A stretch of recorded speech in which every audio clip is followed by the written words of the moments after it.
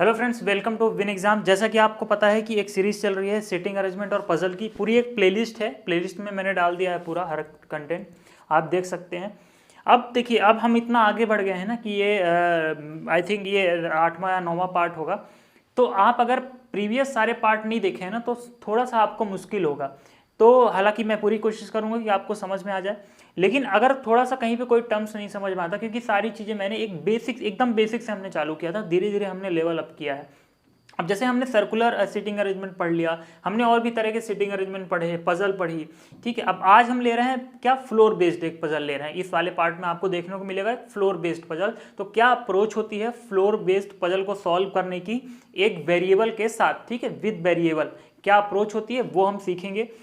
तो हालांकि मैंने ये कहा था कि किसी भी एक टाइप के पजल को सॉल्व करने की अलग अलग अप्रोच नहीं रखेंगे हम, सिर्फ एक सिंगल अप्रोच से हर एक टाइप का सीटिंग अरेंजमेंट और हर एक टाइप का पजल हम सिर्फ एक सिंगल अप्रोच से सॉल्व करेंगे। इसलिए मैं कह रहा हूं कि सारे पार्ट देखना जरूरी है। खासकर आप अगर आपने पहला पार्ट या दूसरा पार्ट नहीं देखा है तो आप पहला और सेकंड पार्ट तो बिल्कुल मतलब देख के ही आइए, वो कंपलसरी है और रिक्वेस्ट है मेरी तरफ से कि आप पहला और दूसरा पार्ट तो देख के ही आइए, क्योंकि उसमें मैंने वो कॉमन अप्रोच बताई थी जो कि हम पूरे सिटिंग अरेंजमेंट में और पूरे पजल में अप्रोच जो हम लगाने वाले हैं, वो अप्रोच आप अगर एक बार देख लेते हैं तो आपकी अंडरस्टैंडिंग ज़्यादा अच्छी हो जाएगी, क्लैरिटी आपको ज़्यादा अच्छी रहेगी, ठीक है, सॉल्व करते टाइम। देखिए क्वेश्चन लिखा हुआ है, मैंने क्या कहता है वो क्वेश्चन पढ़ते पढ़ते हम कंक्लूजन नोट करते जाते हैं, ठीक है।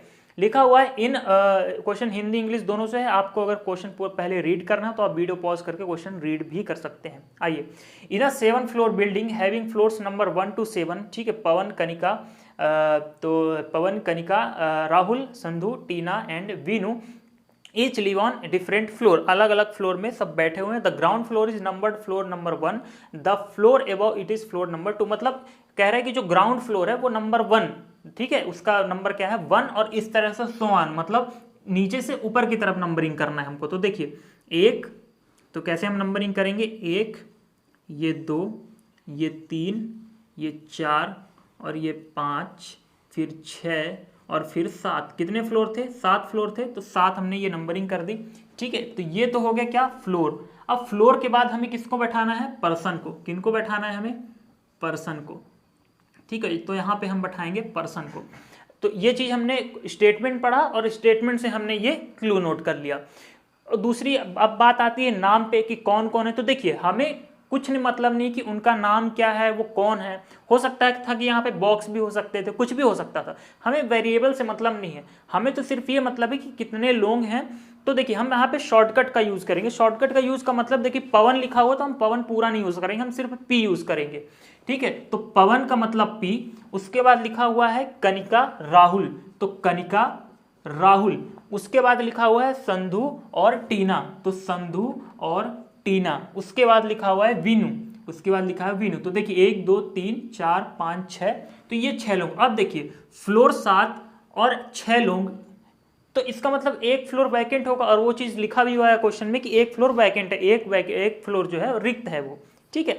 Pawan lives on the 5th floor. सबसे पहले तो हम ये वाला क्लू नोट कर लेंगे कि एक फ्लोर वैकेंट है, ठीक है। 1 फ्लोर, ठीक है, 1 फ्लोर क्या है, वैकेंट, ठीक है, वैकेंट है, ये हमने क्लू नोट किया। क्लू हम क्यों नोट करते हैं, जिससे हमें 2 बार क्वेश्चन पढ़ने की जरूरत ना पड़े, क्लियर। और क्यों नोट करते हैं, क्या कारण है, कैसे नोट करते हैं, कैसे क्लू को नोट करने का तरीका क्या होता है, क्लू यूज करने का क्या तरीका होता है, ये सारी चीजें जानने के लिए आप प्रीवियस पार्ट को देख सकते हैं, ठीक है। फिर लिखा हुआ है कि Pawan lives on the 5th floor, ठीक है। अब देखिए क्लू हम नोट करते हैं, लेकिन जो चीज हमें ऑलरेडी डिफाइन कर दी गई है वो चीज हम डायरेक्ट यहाँ पे पुट कर सकते हैं, यहाँ पे हमें लिखने की जरूरत नहीं है। अब ये चीज क्लियरली मेंशन कर रहा है कि Pawan lives on the 5th floor, Pawan जो है 5वें नंबर के फ्लोर में है, तो पवन को हमने यहाँ बैठा दिया, ठीक है, पवन को हमने यहाँ पे बैठा दिया। फिर देखिए इसके बाद कह रहा है कि no floor below 5th floor is vacant. कह रहा है कि 5 वाले फ्लोर के नीचे, 5th फ्लोर के नीचे कोई भी फ्लोर वैकेंट नहीं है। इसका मतलब इसके ऊपर वाला कोई फ्लोर वैकेंट होगा, तो या तो 7 नंबर का फ्लोर वैकेंट होगा या तो 6 नंबर का फ्लोर वैकेंट होगा, ठीक है। अब देखिए जब ये 2 चीज हमारे साथ आ गई, हमें यहाँ पे क्या मिल गई, पॉसिबिलिटी। मतलब 7 वाला भी वैकेंट हो सकता है, 6 वाला भी वैकेंट हो सकता है, तो हम किसको वैकेंट दिखा दें, ठीक है। तो एक बार हम 7 को वैकेंट दिखा देंगे, एक बार 6 को वैकेंट दिखा देंगे। तो आप खुद बताइए कि जब आपको 2 चीजें दिखानी है तो क्या आप 2 बार पजल सॉल्व करोगे, क्या 2 बार सीटिंग अरेंजमेंट सॉल्व करोगी क्या? नहीं। तो मैंने ये बताया था कि जब कभी भी पॉसिबिलिटी आ जाए तो हमेशा हम पॉसिबिलिटी को साथ में लेके चलते हैं। तो हम क्या करेंगे, हम इधर भी सेम चीज लेके चलेंगे और इधर भी हम वो चीज बनाएंगे। तो देखिए इसमें हमने 7 को वैकेंट कर दिया, इसमें हमने 6 को वैकेंट रख दिया। ठीक है, आगे आइए। आगे लिखा हुआ है कि also no odd number floor is vacant. अब देखिए कह रहा है कि कोई भी ऑड नंबर का फ्लोर क्या है, वैकेंट नहीं होगा। कोई भी ऑड नंबर का फ्लोर वैकेंट नहीं होगा। इसका मतलब 7 नंबर वाला फ्लोर वैकेंट नहीं होगा। इसका मतलब ये पॉसिबिलिटी जो है हमारी अभी फिलहाल के लिए गलत हो गई। ठीक है, तो हमें एक चीज यहां से क्लियर होगी कि सिर्फ 6वां फ्लोर वाला क्या हो जाएगा, वैकेंट, और बाकी के बचे हुए फ्लोर में कोई ना कोई पर्सन बैठा हुआ होगा। ठीक है, फिर लिखा हुआ है only Sandhu lives between Tina and Veenu. ठीक है, लिखा हुआ है कि टीना और वीनू के बीच में, मतलब टी और वी के बीच में सिर्फ संधु बैठी हुई है, मतलब एस बैठी हुई है। तो टीना और वीनू के बीच में कौन बैठा हुआ है, संधु बैठी हुई है। यह अब क्लू है। ठीक है, ये डिफाइन नहीं कर रहा है, क्योंकि देखिए बोल रहा है कि टीना और वीनू के बीच में संधु बैठी हुई, लेकिन ये नहीं कह रहा है कि टीना ऊपर है कि वीनू ऊपर है। तो यहाँ पे 2 पॉसिबिलिटी बनेंगी, या तो वीना ऊपर आएगी, या तो टीना। ठीक है, तो ये 2 केस बन सकते हैं।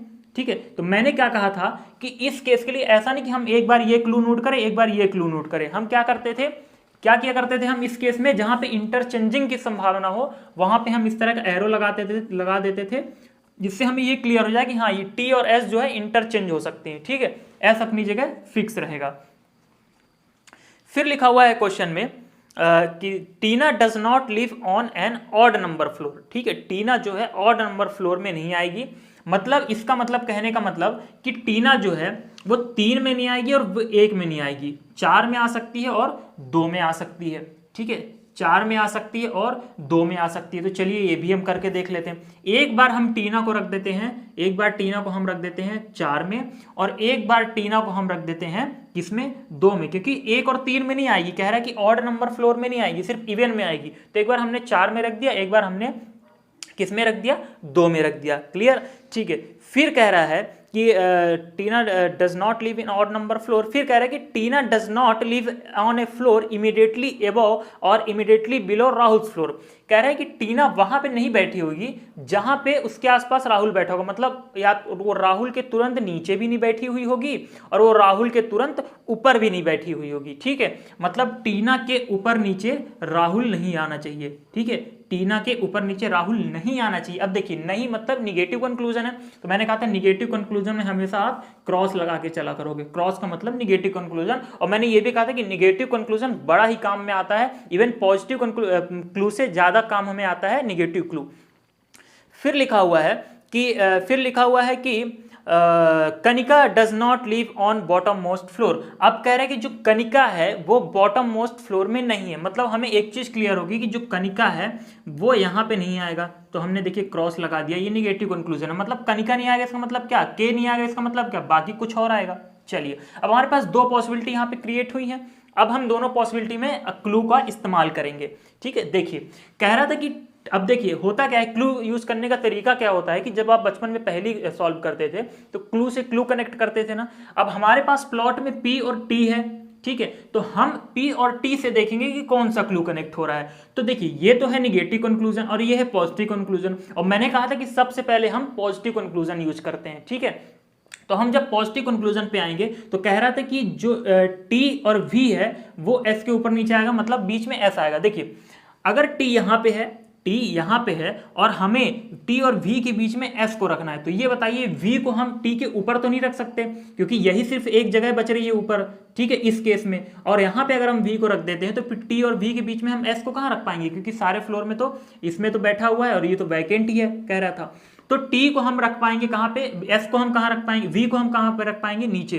तो V को हमने रख दिया नीचे, क्योंकि यही एक पॉसिबल बन सकता है, बाकी इसके अलावा और कोई पॉसिबल अरेंजमेंट है ही नहीं। ठीक है, क्योंकि हमें S को बीच में रखना था T और V के। तो देखिए T और V के बीच में हमने S को रख दिया। ये तो हो गया इस वाले केस की बात। इस वाले केस पे आते हैं। इस वाले केस में अगर T यहाँ है तो V और S को तो आप नीचे रख ही नहीं सकते, फिर आपको V यहाँ रखना पड़ेगा और S यहाँ रखना पड़ेगा, क्योंकि कह रहा था कि T और V के बीच में S बैठा हुआ है। अब देखिए अब कौन बचा, कनिका। अब ये बताइए कनिका अगर फर्स्ट फ्लोर में नहीं आएगी तो कनिका कहाँ आएगी, कनिका फिर कहाँ आएगी, कनिका 7th फ्लोर में आएगी। ठीक है, कनिका कहाँ आएगी, 7th फ्लोर में आएगी। तो चलिए यहाँ पे हम रख देते हैं 7th फ्लोर में किसको, कनिका को। ठीक है, तो हमने कनिका को यहाँ रख दिया, तो हमारे पास सिर्फ एक ही पर्सन बच रहा है, वो कौन है, आर है। लेकिन आर के लिए एक क्लू दिया हुआ था, कह रहा था कि जो आर है वो टी के जस्ट ऊपर और नीचे नहीं आएगा, यही कह रहा है ना। अब देखिए अगर इस वाले केस में हम आर को यहां रखते हैं तो देखिए टी के जस्ट नीचे आ गया, मतलब ये वाली पॉसिबिलिटी हमारी क्या हो गई, गलत हो गई। ठीक है, तो आर कहाँ आएगा, आर यहाँ आएगा, और देखिए आर जो है टी से दूर है, मतलब आर के तुरंत ऊपर और तुरंत नीचे नहीं है। इसका मतलब हमारा ये वाला जो अरेंजमेंट है वो सही हो गया। अब इस वाले अरेंजमेंट के आधार पर किसी भी तरह का क्वेश्चन आ जाए आप बता सकते हो। देखिए मेन होता है अरेंजमेंट या पजल सॉल्व करना, क्वेश्चन सॉल्व करना कोई बड़ी बात नहीं है, वो सिर्फ आपको जो क्या करना है, राइट आंसर देना, मतलब सिर्फ टिक मार्क करना रहता है। ठीक है, अब क्वेश्चन कुछ भी पूछ सकता है इससे रिलेटेड, जैसे पूछ देगा कि पी कौन से फ्लोर में है, पी का तो खैर दिया होगा, आपसे पूछ देगा कि एस कौन से फ्लोर में है, आपसे पूछ देगा कि बॉटम मोस्ट फ्लोर में कौन आ रहा है, सबसे नीचे वाले फ्लोर में कौन बैठा हुआ है, या फिर आपसे पूछ देगा कि वैकेंट फ्लोर कहाँ पे है। ठीक है, या फिर आपसे पूछ देगा बताइए के और एस के बीच में कितने लोग आ रहे हैं, कुछ भी पूछ सकता है, किसी भी तरह का क्वेश्चन। अगर आपका अरेंजमेंट और आपका पजल सही है तो क्वेश्चन का आंसर आपको बिल्कुल डेफिनेटली सही आएगा। अच्छा, पता कैसे चलेगा कि हमारा बनाया हुआ अरेंजमेंट सही है, वो ऐसे पता चलेगा कि जब आप हमारी बताई हुई अप्रोच से आप सॉल्व करोगे तो आप खुद समझ जाओगे कि हाँ ये गलत होगा, ये सही होगा। अब देखिए आप पॉसिबिलिटी लेके चल रहे थे तो आपको पता चल गया ना कि ये वाली पॉसिबिलिटी गलत होगी। अब पॉसिबिलिटी बन कितनी रही थी, 2 ही पॉसिबिलिटी बन रही थी, अगर 3 पॉसिबिलिटी बनती तो हम 3 बनाते, लेकिन यहाँ पे सिर्फ 2 ही पॉसिबिलिटी बन रही थी, और 2 में से एक पॉसिबिलिटी क्या हो गई, गलत, तो बची हुई पॉसिबिलिटी ही मान्य होगी, यही पॉसिबिलिटी सही होगी, इसके अलावा और कुछ सही नहीं होगा। तो अब कुछ भी क्वेश्चन आ जाए आप इस अरेंजमेंट को देख के बड़ी आसानी से आंसर दे सकते हो। में होपफुली आपको कुछ समझ में आया होगा, कुछ अच्छा समझ में आया होगा, कुछ अलग अगर आपको लगा हो या फिर कुछ समझ में आया हो आपको, तो आप बिल्कुल आप कमेंट सेक्शन में बताएं और एक जेन्युइन फीडबैक दें आप। ठीक है, आपको किस तरह के क्वेश्चन चाहिए, किस तरह का टॉपिक पढ़ना है, आपको क्या पढ़ना है स्पीड, मैथ्स और रीजनिंग में, आप बिल्कुल कमेंट सेक्शन में फ्रीली बता सकते हैं। ठीक है, किसी भी तरह की कोई प्रॉब्लम हो वो आप बता सकते हैं।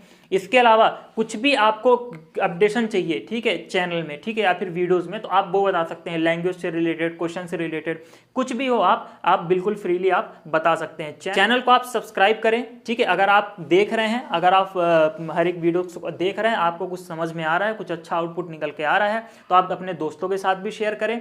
ठीक है, और ज़्यादा भटकना नहीं है, आपको एक सिंगल अप्रोच लेके चलनी है। हमारा मेन विन एग्जाम का मेन जो मकसद रहता है वो ये रहता है कि हमें ज़्यादा भटकना नहीं है, हम ज़्यादा ऑप्शंस नहीं रखते अपने पास। ये अच्छा ऑप्शन है, ये एक्यूरेट है, इस ऑप्शन में टाइम कम लगता है, तो हम यही वाला ऑप्शन यूज़ करेंगे। और हम जब बताते हैं आपको हर एक चैप्टर का जब सॉल्यूशन बताते हैं तो हम सिर्फ सिंगल अप्रोच लेके चलते हैं, हम तरह तरह की शॉर्ट ट्रिक्स आपको नहीं बताते। होता क्या है कि आप 10 तरह की शॉर्ट ट्रिक एक ही चैप्टर में पढ़ लेते हो, तो 10 में से अगर एक भी शॉर्ट ट्रिक भूल गई तो फिर खेल खत्म है। इसलिए एक सिंगल अप्रोच लेके चलनी चाहिए, एक सिंगल अप्रोच लो, आसान अप्रोच लीजिए और एक्यूरेट अप्रोच होनी चाहिए। सबसे जो मेन बात होती है कि एक्यूरेट होनी चाहिए और समय कम लगना चाहिए। तो देखिए ये अप्रोच जो होती है ना बिल्कुल एक्यूरेट होती है। मैंने इस अप्रोच के फायदे पहले बहुत सारे पार्ट्स में बता रखे हैं। ठीक है, और अगर आपने अभी तक पुराने सारे पार्ट्स नहीं देखे हैं तो आप वो देख के आइए, जितने भी इसके प्रीवियस पार्ट हैं आप देख के आइए, आपको ज़्यादा बेटर अंडरस्टैंडिंग होगी। ठीक है, ये मेरी गारंटी है। Okay, thank you so much. Next video में मिलते हैं अच्छी पजल के साथ, और एक लेवल अप करेंगे और एक अच्छी पजल या अच्छा सेटिंग अरेंजमेंट सॉल्व करेंगे।